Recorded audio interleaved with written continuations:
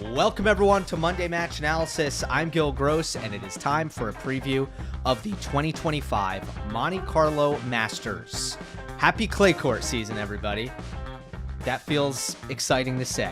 We begin the long run-up to Roland Garros. We hit the natural surfaces, and we begin, I don't know, it kind of feels like the start of the summer of tennis. What also felt good as I dug into this draw to begin prepping for this preview is the format. I'll just stay on this, but man, 56 player draw. I just love it. It's just superior as a product, in my opinion. And maybe I'll stop pointing this out. Maybe I'll stop saying it.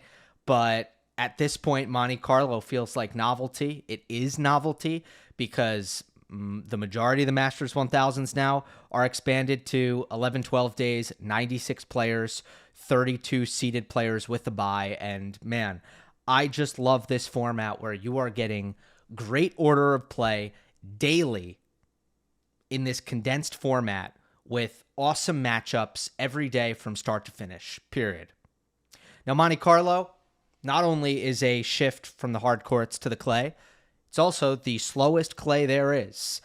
I think this is the best tournament for the clay purists. If you are a player who excels once you get out of those serve plus one patterns, the free points on serve, the quick fire first strike tennis, if you benefit from rallies developing a little bit more, the physicality that comes with it, the speed and athleticism that becomes so important when the rallies get physical, and obviously the ball striking and the consistency aspects, the defensive capabilities that you can take advantage of in slow conditions. I mean, all of these things to me really rise to the forefront in Monte Carlo, because between the conditions, which again I think are as slow as it gets, and the breeziness that seems to be a constant at this event, it is not the best conditions for finishing points quickly in attack. I've also found that despite the week off between Miami and Monte Carlo, it is a tough transition for players who go deep in Miami.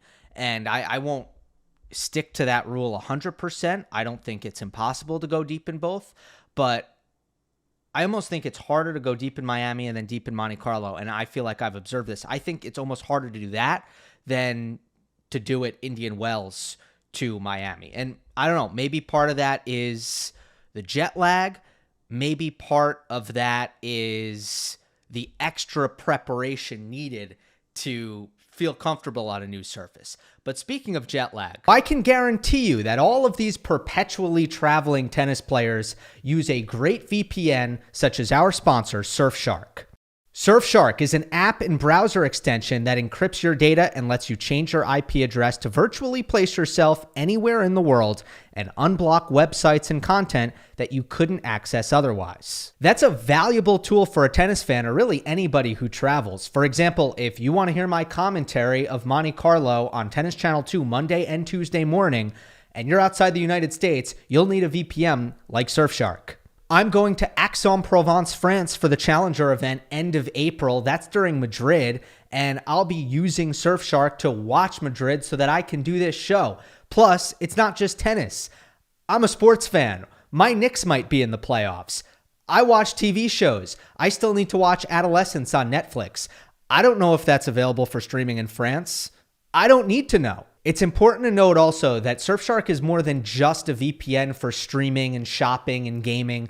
It's also a digital privacy tool that masks your internet activity and protects your identity and your passwords. Anyone who knows me knows that I am a coffee shop fiend. I like to do work in cafes, on public Wi-Fi.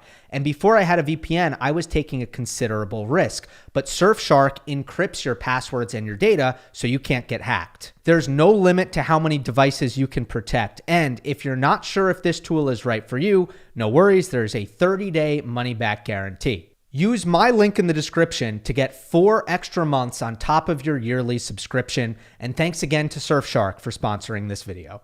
And with that, let's get into our quarter by quarter preview with dark horses, unseeded players, most likely to go deep, upset alerts, seeded players who I think could lose early popcorn matchups, early round matchups that carry particular intrigue, and quarterfinal predictions. And we start with the top seed, Alexander Zverev's quarter.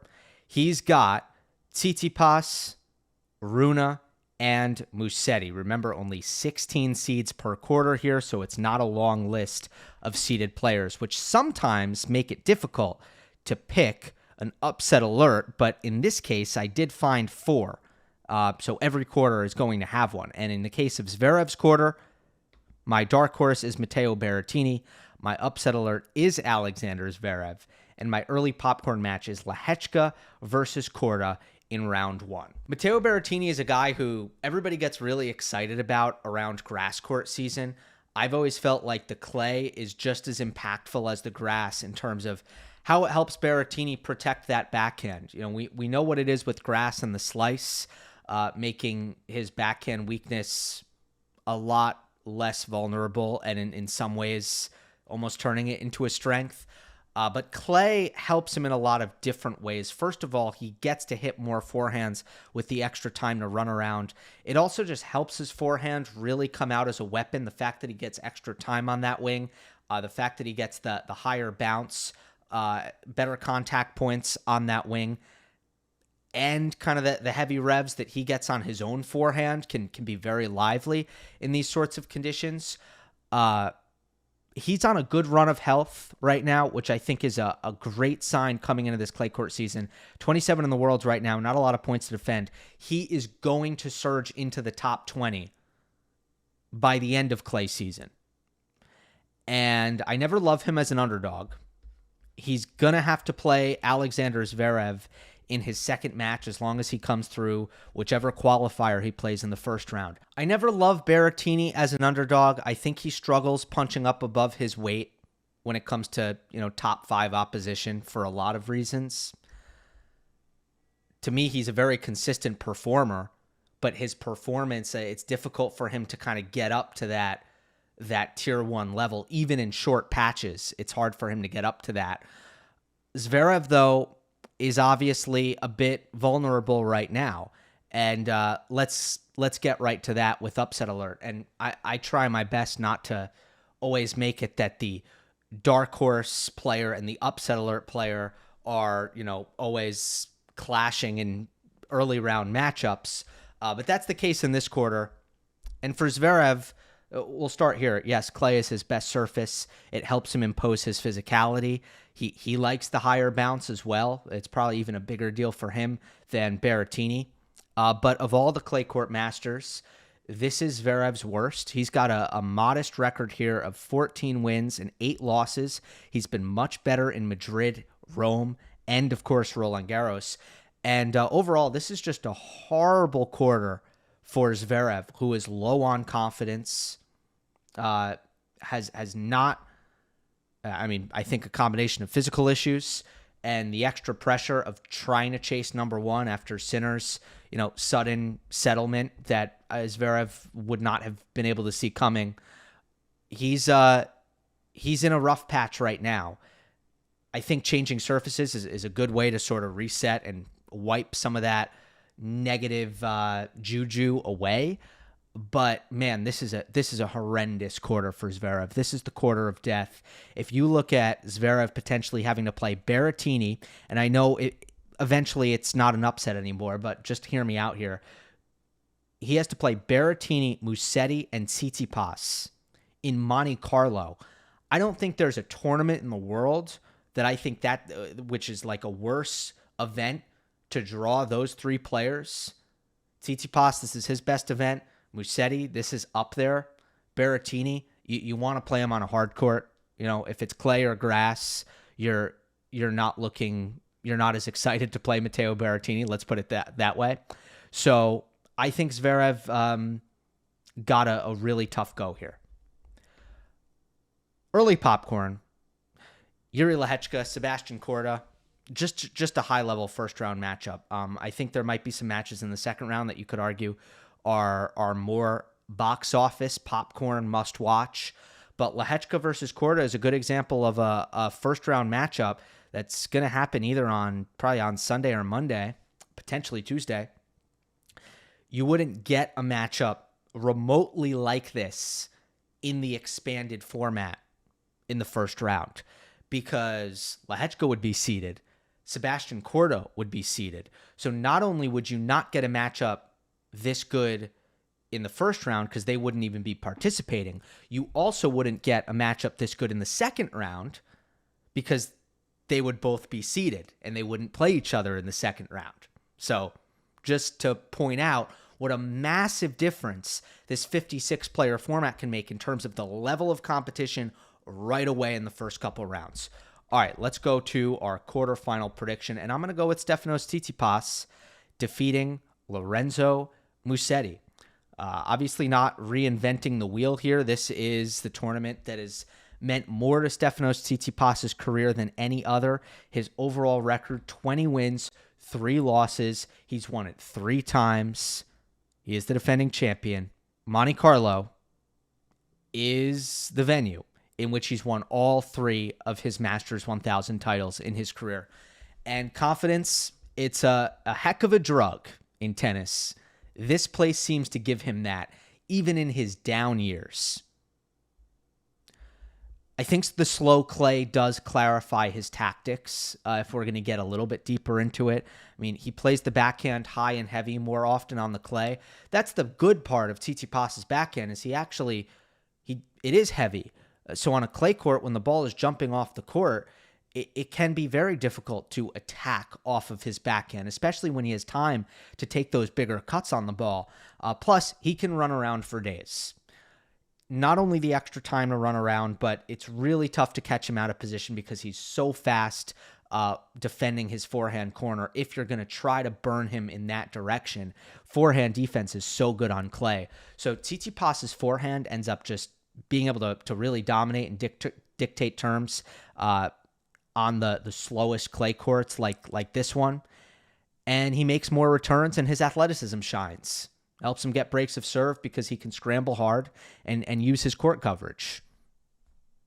Lorenzo Musetti, this is, as I mentioned, in going over how tough Zverev's draw is, this is a tournament that Musetti has enjoyed very much as well. It is the only Masters 1000 that Musetti has a winning record at. His defense is insane. In conditions like this, it is unbelievably difficult to hit the ball through him, and his point construction shines in these extended rallies when he can play those sharp angles and those redirections and just really try to work his opponents out of position and open up different kind of creative attacks with drop shots and net rushing and all that. But Tsitsipas, if he does end up playing Lorenzo Musetti, he has kind of the most important thing, in my opinion. When you face Musetti in conditions that help his defense, you got to attack the net. And Stefanos, especially when the matchup is right, he will do that willingly and skillfully, which is key for him. So let's move on to Novak Djokovic's quarter. He is the number 3 seed with Alex de Minaur, Daniil Medvedev, and Grigor Dimitrov. My dark horse here is Tomas Machac. My upset alert is Daniil Medvedev. My early popcorn is Machac versus Baez, round 1. All right, Tomas Machac. Look, I'm almost sorry to do this. I don't want to reward Machac with dark horse honors here on Monday Match Analysis because he hasn't done much to deserve it. Since Acapulco, the avalanche of retirements continues. I have not seen a player retire so much in a 4-month span than Machac since the U.S. Open last year. I don't know what the number is exactly. I didn't look, but it is astronomical. And I don't quite get it. But at a certain point, he's not going to keep retiring every tournament. And he's got a huge opportunity here. His seeds are de Minaur and Medvedev on the slowest clay court there is. And that, to me, presents a massive chance for him, Sebastian Baez, and Alexander Mueller. All capable, but Mahac is the most talented of the three. He is another player whose speed around the court can be pretty suffocating in these slow conditions. He's also one of the best returners in the world. So it's going to be very difficult to do damage with the serve against Mahac in these conditions. So, I mean, I got to make him my dark horse. I don't know if he's going to actually finish finish his matches here, but I got to make him the dark horse because there is that potential there. Upset alerts to Daniil Medvedev. And a lot of this does come down to him playing Karen Khachanov in the first round. Khachanov beat him here last year. Medvedev does lead the head-to-head 5-2. I'm excluding next-gen finals, fast four format. Get out of here with that. So Medvedev leads the head-to-head 5-2. But the last 4 times they've played, Karen has won a set. So it's just constant deciding sets when these two play. It tells me that the head-to-head could be closer than what it is. It's a little bit misleading as a 5-2. And also the eye test. I've watched a lot of these Khachanov-Medvedev clashes, and they tend to get very physical, and a lot of it is who is digging deeper and feeling their ground stroke consistency more. I do think on an average day, Medvedev tends to be a little bit steadier and more reliable than Khachanov, particularly on the forehand side. But I think that Khachanov in slow clay court conditions will embrace the grind here, dig in, and make it really, really tough on Medvedev. When a guy who has typically done a lot of complaining about the speed of conditions on clay courts over the years has now started to complain about the speed of conditions on hard courts now. And I think a lot of it is, I think it's part advocacy, part loss of confidence, part coping mechanism. I think there's a lot of things at play here for Medvedev in terms of how, distraught he's been with the tennis balls and the constant tinkering with the equipment. But I don't know, for me, somebody who is that frustrated with the speed of conditions on hard courts recently, and now he's going to jump on Monte Carlo, it might not be a fun time for him for obvious reasons. Early popcorn, I'm going to go Mahac versus Baez round 1. I think that's another good one. That's electric. And, I'm still really interested in Sebastian Baez, who I believe is in the midst of a run right now in Bucharest, if I'm not mistaken. The 250 and golden swing dominance for Baez hasn't really translated yet. So it's always just an intriguing kind of pattern and storyline for Baez.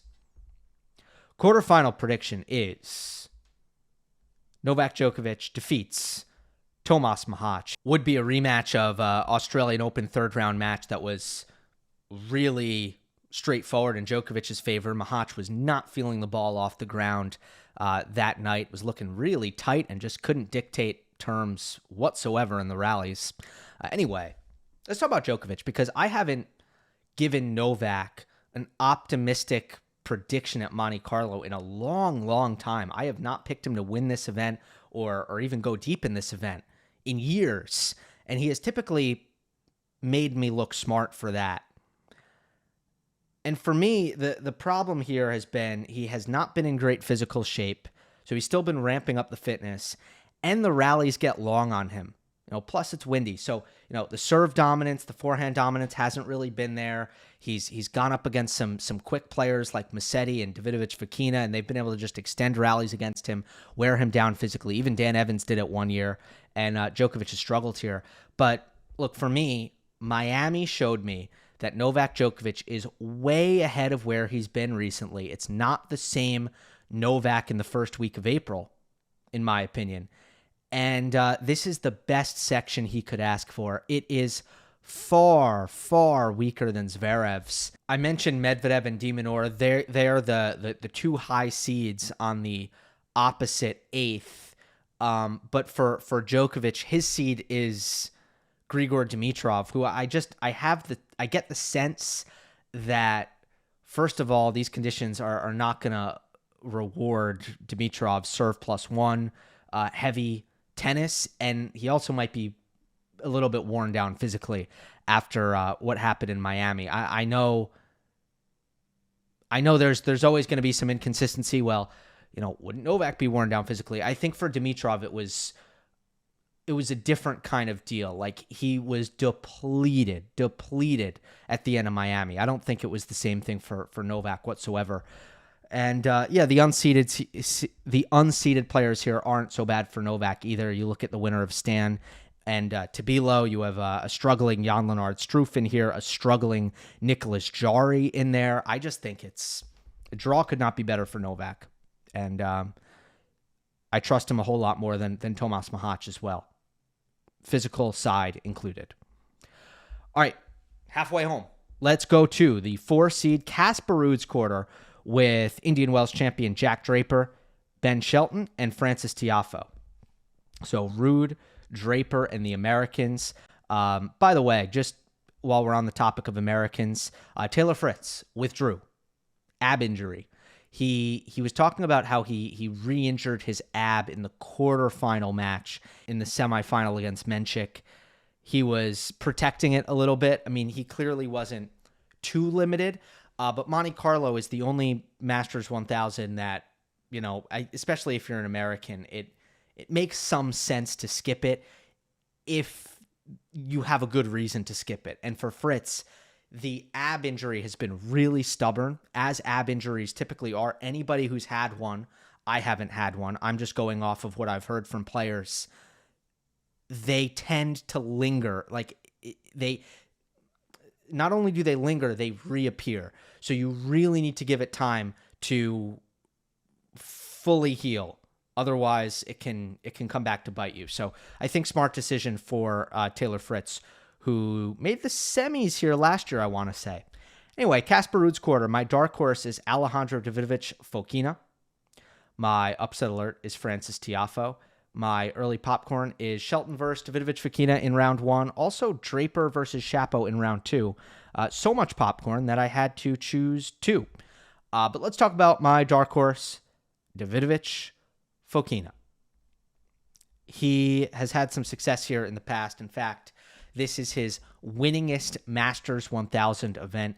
He went quarterfinal, final in back-to-back years, 4 years ago, 3 years ago, respectively.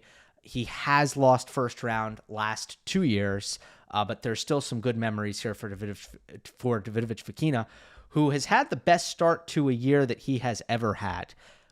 4th round run at the Australian Open, red hot February. Now let's see if he can keep it going on what should be his best surface, given his speed around the court, the tools he has to use his firepower to finish points creatively, and the fact that he really needs to get in return games and break serve at a high rate in order to play his best tennis. And surfaces like this allow him to do that. But mainly, his speed is just absolutely smothering in these conditions. So that's why I'm feeling good about Davidovich Fokina coming into this event. And I feel like he needs this clay court season to really cement his, first half of 2025 as not necessarily like a dramatic breakthrough, but at least a mini breakthrough in his career. And Ben Shelton first up. I just think that should be very winnable for Davidovich Fokina, because Ben Shelton, as well as he's played, he's actually 8th in the race. He's actually outperformed all of his American counterparts. To me, there's still a severe lack of patience and discipline that he will be punished for in these conditions. Upset alert is Frances Tiafoe. This is an interesting one, folks, because I think he might withdraw. I don't know if he's going to play. He is through to the Houston semifinals. It is the 3rd year in a row he's made the semis in Houston at the U.S. Men's Clay Championships. It's the 4th year in a row he's gone quarterfinal or better. And believe it or not, somehow, some way, Frances Tiafoe has never played Monte Carlo. He has never played it, which is just unbelievably hard to believe for me. Tiafoe's 27 years old. And I feel like even if Houston is an event that he enjoys and he plays well there, you'd think at some point or another he'd want to go to Monte Carlo to, I don't know, check it out. One of the most beautiful events. By the way, I'm not criticizing. It doesn't like bother me. Trust me, I'm not levying criticism. I'm just shocked that Tiafoe, either driven by curiosity, wonder, or paycheck collection, has not been tempted to travel to Monte Carlo. This is the one Masters 1000 that is not mandatory. So you do not get punished legally, for lack of a better term, for pulling out of Monte Carlo, even if you're healthy. But anyway, he's my upset alert. He's got a losing record at the other Clay Masters and Roland Garros, so this is usually where Tiafoe kind of goes into hibernation. But that said, he has won back-to-back matches in Houston for the first time since the U.S. Open last year. So the drought is over for Tiafoe. All right, popcorn matches. Shelton, Davidovich, Fokina, round one. Just a lot of explosivity and fireworks there. Draper, Shapovalov, round two. First of all, I'm fascinated to see what Jack brings us in this clay season, and I'm also really curious to watch Shapovalov. I think clay suits Dennis's game quite well. I think it helps his backhand. I think the extra time on the ball and the weight of shot he brings, he hits through all conditions. I know he didn't grow up on clay, and he's not necessarily a natural mover on it, and he can get off balance on it. But when he's really dialed in, I mean, he has beaten Rafa Nadal in Rome, right? He can be dangerous on the dirt. My quarterfinal prediction, though, is Casper Ruud defeats Alejandro Davidovich Fokina. Speaking of hibernation, this is about time when Casper Ruud usually gets out of it. Not a horrible hardcourt season on paper for Casper, but then if you look closer at the quality of wins, you won't be impressed. Like, that's what's lacking. He made a final in Dallas. He started well at the United Cup, but other than that, I mean, he really hasn't been all that good in the first 3 months of the season. However, here, he's had success. Finalist last year, semis in 2021. It's pretty consistent with Casper. When he has more time on the ball, when he gets more forehands to hit, and when he can neutralize his opponent's serve more often with his speed around the court, and he's a far better defender on clay. I do think his defense can be a little bit overrated on the other surfaces because from a racket skill standpoint, he's not all that great with the slice defense. He plays much better when he can hit the high, heavier balls, and when he can drive his defense, he's a lot better. And he can drive more of his defense on clay because he gets that extra time. So we know how much it helps his game traditionally. I mean, last year, Ruud did not have a good year, but he did have a very good clay court season.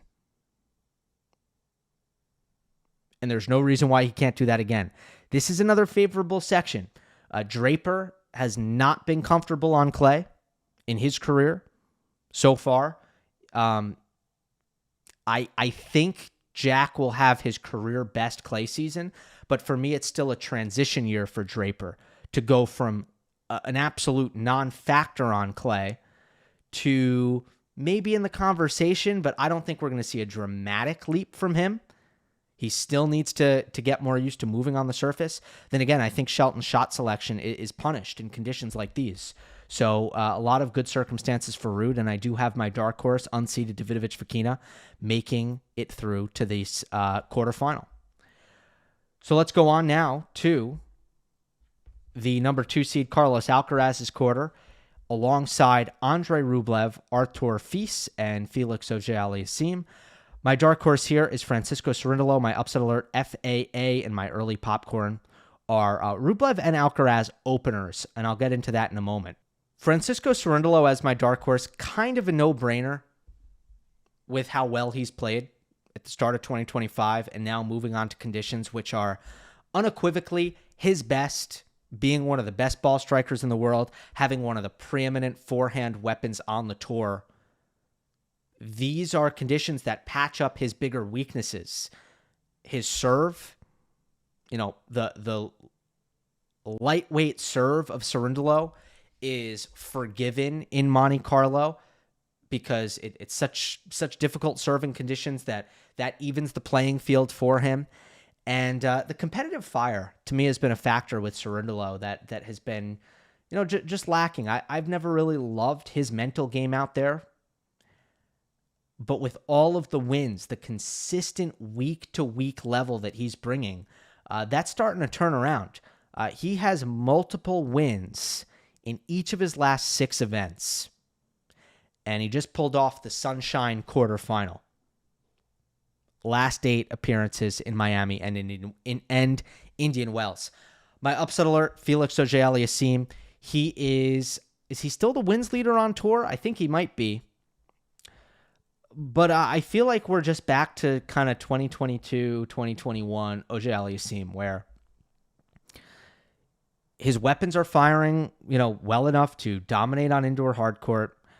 He likes the grass, so I wouldn't be surprised if he's a factor in that part of the year. Roland Garros tends to be conditions that he loves for some reason, but overall the clay is not. And in general, at most of these big outdoor events, he is not a top 15 level player, regardless of what the ranking says or what the live rankings say based on how consistently he's able to rack up points on indoor hard courts in months like February. He'll play a qualifier and then probably Arnaldi. I guess the point I'm trying to make is, I think Felix Auger-Aliassime is going to finish this year top 20. I think in a lot of ways, Felix is back. But I also think part of Felix being back is still Felix not, probably not excelling at events like Monte Carlo. Early popcorn, Rublev and Alcaraz openers. Let's start with Andre Rublev. He's going to get the winner of Gael Monfils versus a qualifier in his opener. And for Rublev, first of all, I'm interested in Andre looking to snap another losing streak here. He has lost 3 straight first-round matches after winning in Doha. Opponents are Contan Alice, Matteo Arnaldi, and Zizou Bergs. So he hasn't exactly been drilled with tough draws either. I will say that Rublev increasingly, and I used to feel like he's sort of a surface agnostic player, that it doesn't really matter for Rublev. The power tennis works across all surfaces. More and more, I felt like he actually excels when he can get into some rallies, get some baseline rhythm, especially because he can struggle to make returns in play against good servers in quicker conditions. But that aside, I think the biggest reason why Andre Rublev is early popcorn no matter what is because there's some new excitement in his team. He has began a coaching stint with Marat Safin. Fernando Vicente is not going anywhere, but Safin has joined the team. They have a very close relationship already, he and Andre. So there's a lot of trust there.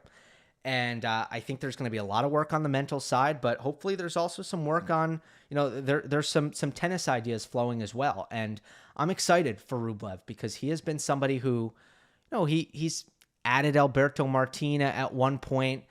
So it's not as if his team has been the same forever, but I just think Rublev, it feels like this is the moment for him to take a big swing.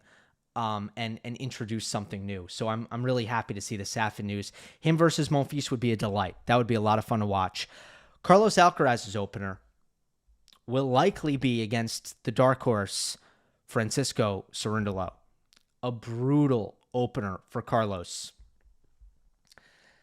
And let's just get right to the quarterfinal prediction off of that. I'm going to go Cerundolo defeats Arthur Fils. So I am backing Cerundolo to beat Carlos Alcaraz and make it all the way through to the last 4. Now, I didn't put Alcaraz as an upset alert because for me, this isn't really about Alcaraz's vulnerability. And, if he runs the table, wins this tournament, and the slow clay court, the changing conditions make all the difference for Alcaraz, and he ends up with the trophy at the end, it wouldn't shock me. The reason I'm going with Cerundolo is because I think it's a perfect storm against Alcaraz here. Cerundolo is a guy who I think at his best is a top 8 clay court player in the world. And for Alcaraz to come in here off of a tough loss in Miami, he has no history in Monte Carlo, 0-1 lifetime, a loss against Korda. He's in a sensitive place mentally, and he got the most dangerous unseeded player in the draw to start. I just think it's a bad combo for Alcaraz. Now, let's also talk bigger picture. Alcaraz fans will be thrilled that I am picking him to lose, and that is understandable. I don't blame Alcaraz fans. I've been horrendous at predicting Alcaraz's successes and failures over the last 2 years. Last year and so far this year, it has been a rough go of Carlos Alcaraz predictions, both good and bad. But I do think there is a reason for that, which is that I think at times he has had a harder time winning when he's supposed to win, and he has had a great time. Let me put it this way. He has absolutely excelled in situations when circumstances are difficult for him, which was certainly the case coming into Roland Garros last year, just as an example, when he had the arm injury. And I had certainly written him off because he looked as if he couldn't hit a forehand because his arm hurt. So just want to throw that out there. I think Alcaraz will win another title before Roland Garros. It's tougher to rush him on clay. When the forehand is at full capacity, like when it is performing at its best, it's basically over for everybody else. But I think it's going to be more temporary pain for Alcaraz here in Monte Carlo. So let's go to our final weekend prediction, revealing in 3, 2, 1. I've got Djokovic over Tsitsipas in 3 sets. I've got Ruud over Cerundolo in 2, and Djokovic over Ruud in 2 sets. Both Stefanos Tsitsipas and Casper Ruud are 2 players that Novak has had dominant head-to-heads against. I know Ruud beat him in the semis here last year, but this is all going off the premise that Djokovic is just a different Novak Djokovic this time around. There will be some thought that Djokovic's run to the final in Miami was aided by the draw, and it's this big disappointment that he lost to Jakub Menchik in the final, and it shows that Djokovic just isn't there yet. Essentially, I reject that. I reject it. I think Novak played really phenomenal tennis. The speed around the court was encouraging. The consistency off the ground was incredibly encouraging. The serve was more than encouraging. It was unbelievable.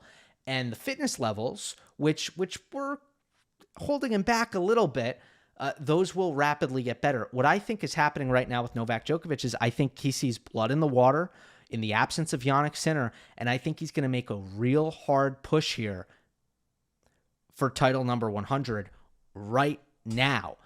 Because if he waits too long, it's only going to get harder as, Zverev, Alcaraz, and Sinner are almost bound to, find their games and start making things more difficult here at the end of tournaments. But right now, that hasn't been the case.